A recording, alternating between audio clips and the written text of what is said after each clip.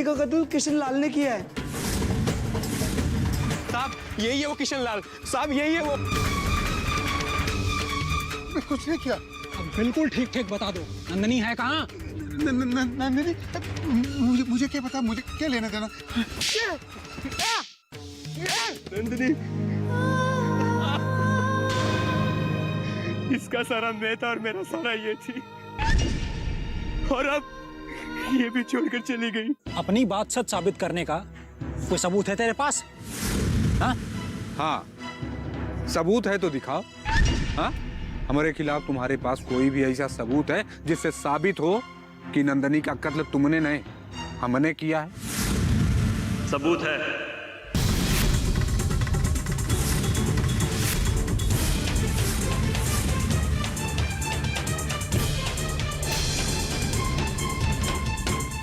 और ऐसा सबूत है जिसे कानून भी झुठला नहीं सकता। यही सच है इंस्पेक्टर कि नंदिनी का कत्ल किसी और ने नहीं, लल्लन ने ही किया है।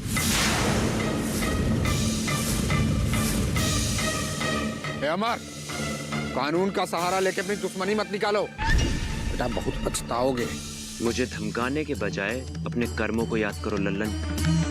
तुम क्या समझते हो, समाज को, कानून को धोखा देकर तुम कामयाब हो जाओगे?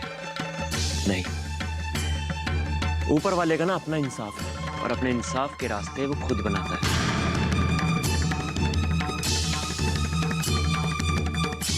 इसमें वीडियो है इंस्पेक्टर, नंदिनी यहाँ क्यों आई थी और लल्लन ने उसे क्यों मारा था और कैसे मारा, देख लीजिए।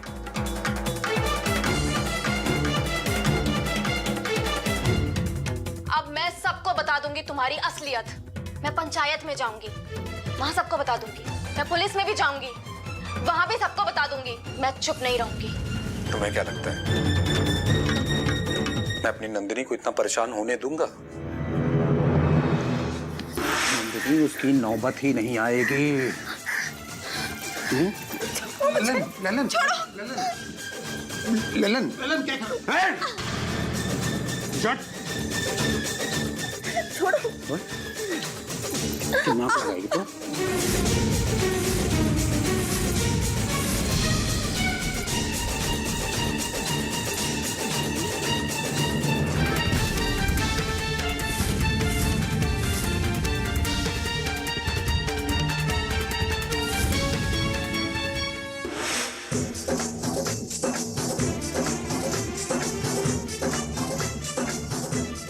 इसको अमर, हमको फंसा के बहुत पछताओगे तुम्हारी जिंदगी का नहीं सबसे बड़ी गलती होगी। अब तुम देखना कि कैसे तुम्हारी जिंदगी छीन लेंगे हम तुमसे। थाने ले चलो इसको।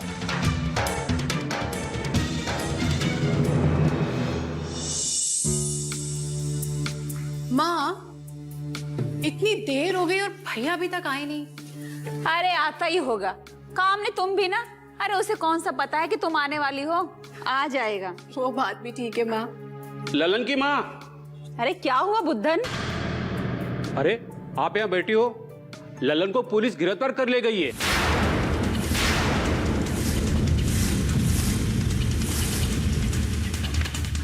पुलिस भैया को?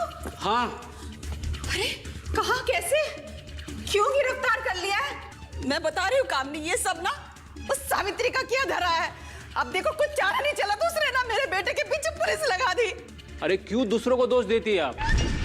बाकायदा वीडियो सामने आया है, लल्लन ने नंदिनी का कत्ल किया है। रात को कत्ल ही नहीं किया बल्कि ले जाकर उसे दफन भी कर दिया है। ये सब कुछ किसी ने वीडियो बना लिया था, और इससे बड़ा सबूत क्या चाहिए? गांव में सबको पता है, आपको ही नहीं पता। लल्लन, कामनी, दामाद जी को बुला। दामाद जी, अरे कहाँ ऊपर दामाद जी। अबे अरे क्या हुआ, काहे शोर मचा रहे हो? अरे दामाद जी आप जल्दी कीजिए, मेरे साथ थाने चल रहा है। वो लल्लन को पुलिस पकड़ कर ले गई है। पुलिस पकड़ कर ले? चलिए चलिए चलिए।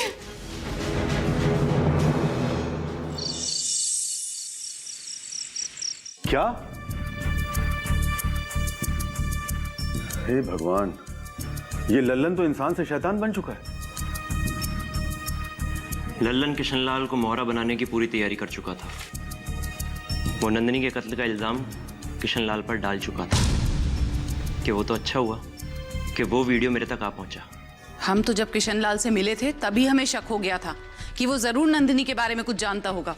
ये मामला तो दबा रह जाता माँ, लेकिन कहते हैं ना कि सच कहीं ना कहीं से सामने आ ही जाता है। लल्लन ने नंदिनी का इस्तेमाल तो किया, लेकिन जब उसे पता चला कि नंदिनी उसके बारे में सबको बता देगी, उसने नंदिनी को ही मार दिया। इस लल्लन को तो कड़ी से कड़ी सजा मिलनी चाहिए। सारे सबूत पुख्ता हैं पापा, और उस वीडियो को कोई झुठला भी नहीं सकता। लल्लन को फांसी की नहीं तो कम से कम उम्र कैद की सजा तो पक्की है। माँ जी,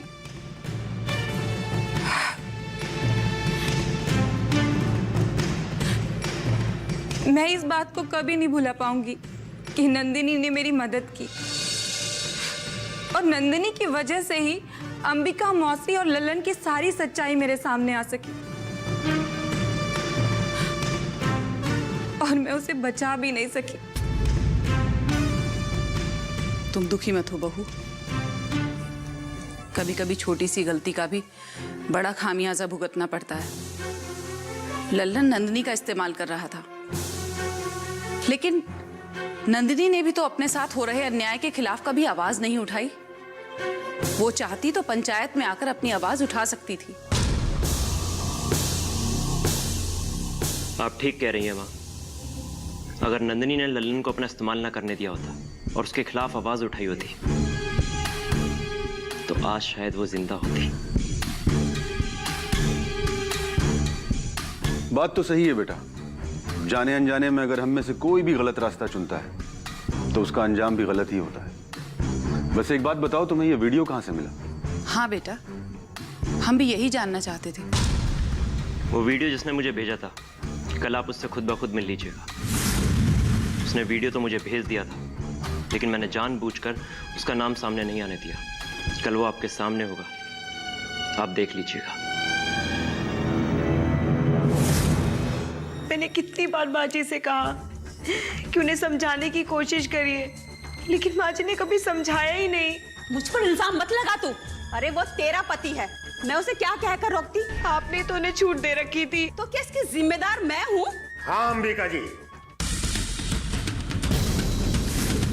तोरा मन दर्पण कहलाए।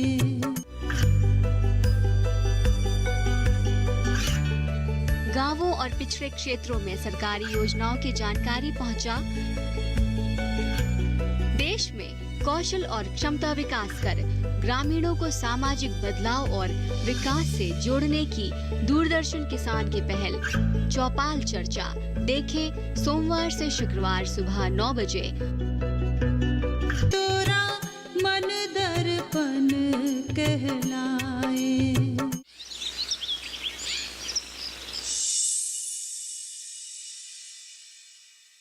भाभी, आपको तो भैया पे नजर रखनी चाहिए थी ना। वो कहाँ जाते हैं और क्या करते हैं? मैं थोड़ी ना उनके पीछे पीछे बाहर जाती हूँ। मैंने कितनी बार माँ जी से कहा कि उन्हें समझाने की कोशिश करिए, लेकिन माँ जी ने कभी समझाया ही नहीं। मुझ पर इल्जाम मत लगा तू।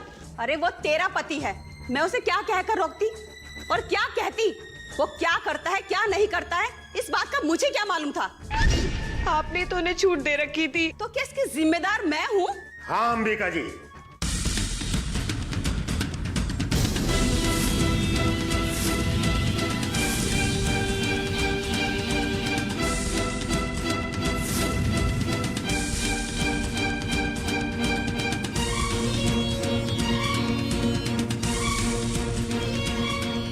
इस सब की जिम्मेदार सिर्फ आप हैं। आपकी जलन और ईर्ष्या ने और किसी का तो कुछ नहीं बिगाड़ा, लेकिन अपने घर को आग लगा दी है।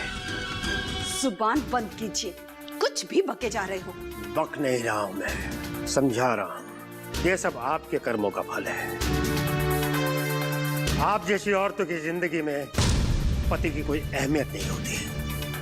अगर वक्त के साथ कुछ बदलता है तो सिर्फ ये कि यूं जो बेटा जवान होता है, सारी उम्मीदें बेटे से जुड़ जाती है और पति बेकार लगने लगता है। ये भी भूल जाती है आप जैसी औरतें कि मेरा बच्चा कहाँ जा रहा है, कहाँ गलती कर रहा है। उसे समझाने के बजाय उसे बढ़ावा देती है और अंजाम वो कहीं का नहीं रहता।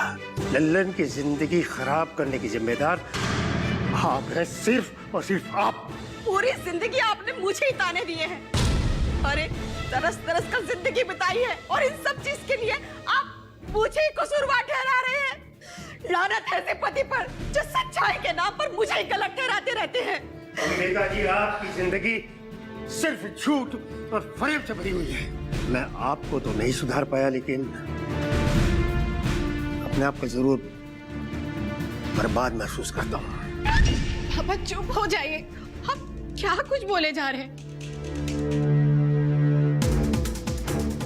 आज तक चुप ही तो था बेटा, तभी तो ये नौबत आई है। लेकिन मैंने खूब सोच समझकर फैसला किया है कि मैं अब इस घर में नहीं रह सकता, इस औरत के साथ नहीं रह सकता। मैं कहीं भी चला जाऊंगा, किसी आश्रम में रहूंगा, समाज की सेवा करूंगा, लेकिन यहाँ अपना घर बर्बाद होते हुए नहीं दे सकता मैं। धमकी किसे दे रहे हैं? जहाँ जाना चले जाइए। जा तो रहा ही हूँ अम्बिका जी, लेकिन मुझे खुद अपने घर से जाने के लिए आपके फरमान की जरूरत नहीं है। क्या मैं आपसे एक सवाल पूछ सकता हूँ? पूछो। ये आपका नाम अंबिका किसने रखा? मतलब ये कि अंबिका का मतलब होता है माँ अम्बे। सांस, प्रेम, त्याग, वीरता, परोपकार, इन सब का मिश्रण। और ये सब गुण आपकी छोटी बहन सावित्री में हैं। तो माँ दुर्गा, सरस्वती और लक्ष्मी का साक्षात रूप है वो। आप जैसी लाखों करोड़ों औरतें भी अगर मिलकर कोशिश करें तो उसका कुछ नहीं बिगाड़ पाएंगी। और मैं तो परमात्मा से प्रार्थना करता हूँ कि हे परमात्मा, सावित्री को और शक्ति दे, और शक्ति दे, और शक्ति दे, और आपको थोड़ी सी सद्बुद्धि दे।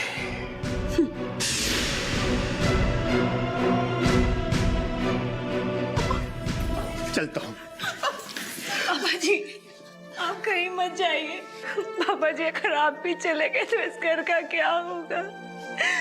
अरे बेटा, ये घर की बात निकाल कर आपने अच्छा याद दिलाया है।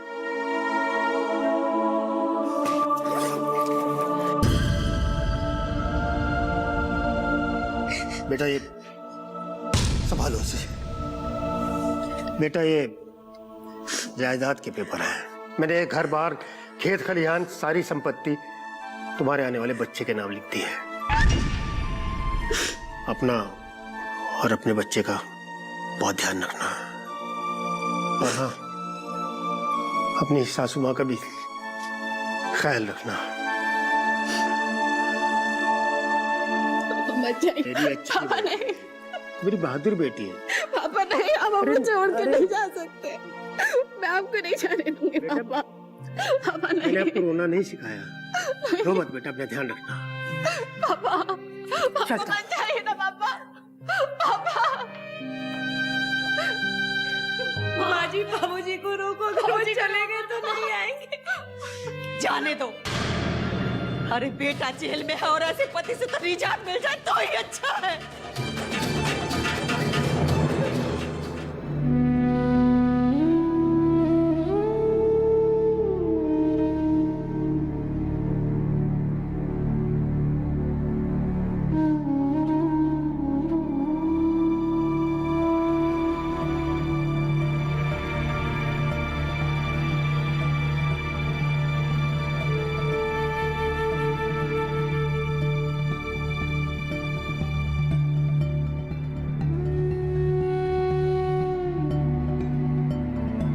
जब भी वो सब कुछ मुझे याद आता है, मुझे बहुत डर लगता है। जब मैं वहां से भागकर घर आई तो किसी से कुछ भी कहने की हिम्मत नहीं हो रही थी। मैं बहुत डर गई थी। तोरा मन दर्पण कहलाए। ये कामयाबी है अन्नदाता की। ये कहानी है खेत और खलिहानों की। कैसे करें अपने पशुओं की देखभाल, जानिए गांव-गांव के किसानों का हाल। देखिए गांव किसान, सोमवार से शुक्रवार दोपहर 12 बजे, सिर्फ डीडी किसान पर। तोरा मन दर्पण कहलाए।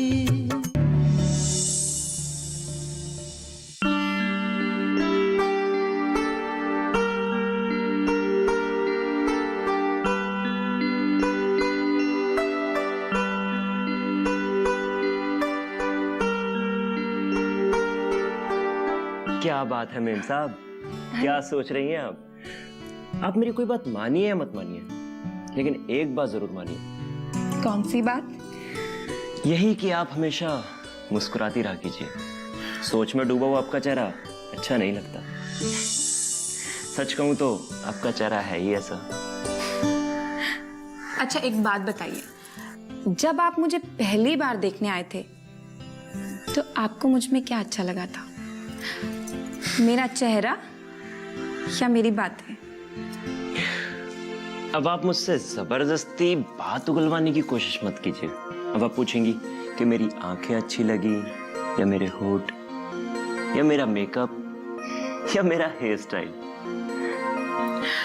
अरे मैंने तो बस इतना ही पूछा कि मुझ में क्या अच्छा लगा था, मेरा चेहरा या मेरी बातें। मैं भी तो यही कह रहा हूं कि आप टुकड़ों में क्यों पूछ रही हैं और मैं टुकड़ों में आपको जवाब क्यों दूं।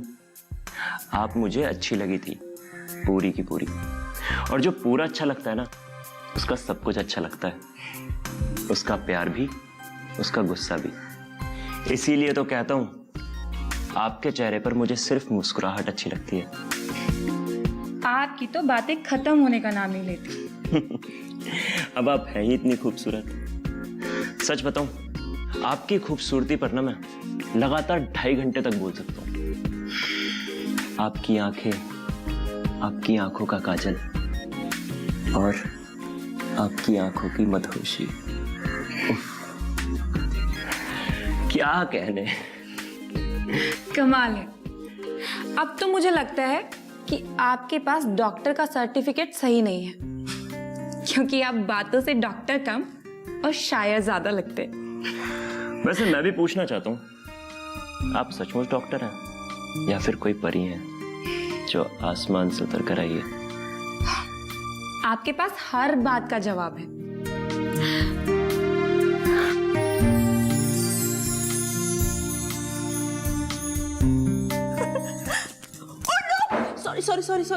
सॉरी। अरे दिव्या तुम? दीदी सही से बताइए ना, मैं अभी आऊँ या बाद में? कहीं मैं गलत समय पर तो नहीं आ गई? अरे बस आंखें खोलिए वरना ठोकर लग जाएगी, फिर मैं क्या करूंगा? पक्का? हाँ पक्का। दीदी मम्मी ने कहा था कि दीदी से अच्छे से पूछ लेना कि वो कैसी है, वो खुश तो है ना। तो पूछो क्या? अब अच्छे से और अकेले में पूछना है तो फिर मैं चलता हूँ। नहीं जीजू, मैं सोच रही हूँ अब सब कुछ अपनी आंखों से देख लिया है तो पूछने की क्या जरूरत? अच्छा मम्मी और पापा क्यों नहीं आए? मम्मी नहीं आई लेकिन पापा आए हैं। अरे रमन जी समोसे तो लीजिए। नहीं बहुत हो गए समोसे। अच्छा ठीक है, आप बिस्किट तो ले सकते हैं। हाँ, चाय आ गई, चाय लीजिए। Okay thank you. हाँ जी चाय लीजिए। हाँ।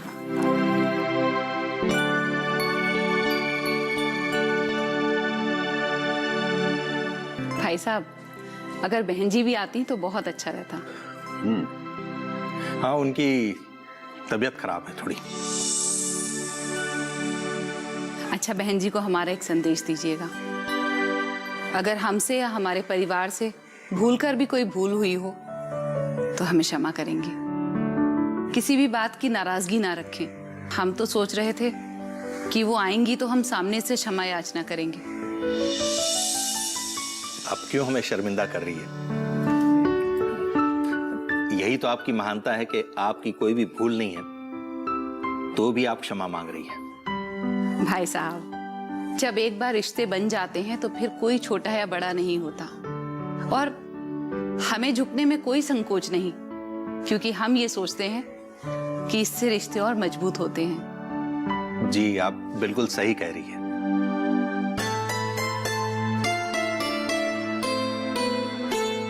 आओ अमर, जीते रहो अमर बाबू। बैठो बाबू। बैठिए, जीते रहो बेटा।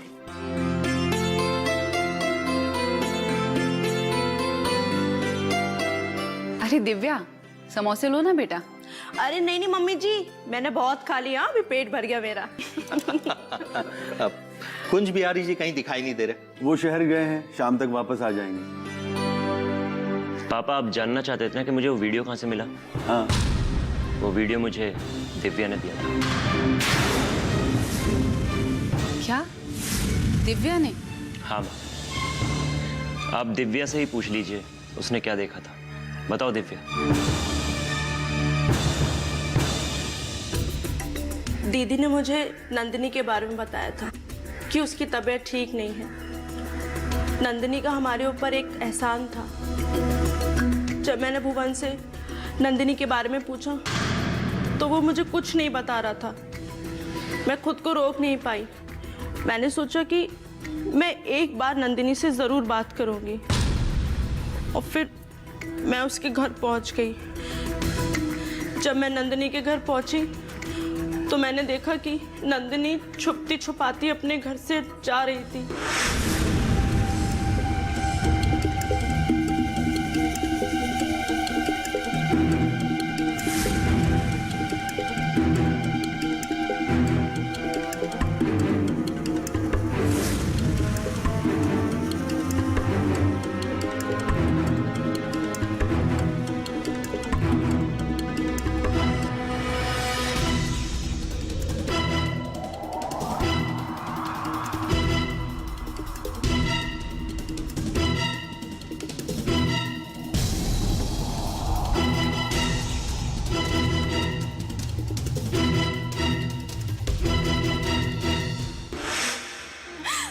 जब भी वो सब कुछ मुझे याद आता है, मुझे बहुत डर लगता है। जब मैं वहां से भागकर घर आई तो किसी से कुछ भी कहने की हिम्मत नहीं हो रही थी। मैं बहुत डर गई थी। दिन भर तो ये कमरे में बंद रही, फिर तब जाके मैंने इससे बात की तो इसने सारी चीजें बताई और मुझे वो वीडियो दिखाया।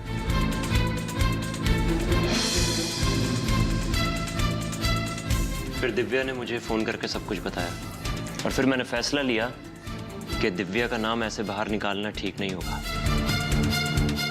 और मैंने उससे वो वीडियो ले लिया जो लल्लन के लिए पुख्ता सबूत है।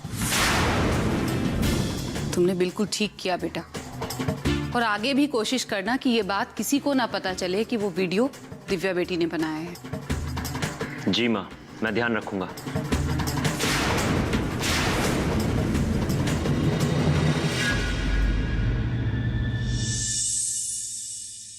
कुलदेवी का प्रण हमने लिया है, और हमें पूरा विश्वास है कि कुलदेवी हमारा ये प्रण जरूर पूरा करेंगी। दिन गिनना अब आप शुरू कर दीजिए दीदी। आपको ही तो भैया की जगह लेनी है, आप समझ रहे हैं ना मेरी बात। शहर में होते तो नौकर की नौकरी ही करते ना, जब यहाँ रह के मालिक बन के राज करने का मौका मिला है तो करिए। आ रही है ना मेरी बात समझ में?